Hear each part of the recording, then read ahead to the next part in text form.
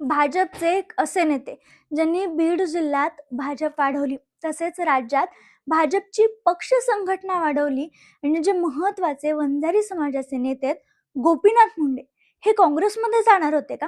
नाही, असा दावा मी नाही तर मुख्यमंत्री राहिलेले पृथ्वीराज चव्हाण करतात. एका मुलाखतीत त्यांनी हा दावा केला आहे, ज्यामुळे सध्या राज्यात त्यांच्यावर मोठ्या प्रमाणात त्यात भाजपकडून मोठ्या प्रमाणात टीका होते. पृथ्वीराज चव्हाण यांनी या मुलाखतीत असं सांगितलं की पृथ्वीराज चव्हाण जेव्हा मुख्यमंत्री होते तेव्हा गोपीनाथ मुंडे काँग्रेसमध्ये यायला तयार झाले होते.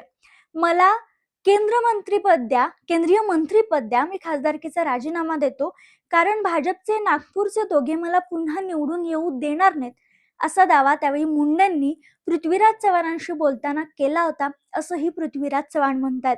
म्हणजेच पंतप्रधान तेव्हा मनमोहन सिंग होते, त्यांनी मात्र गोपीनाथ मुंडेंचा हा पक्षप्रवेश नाकारला.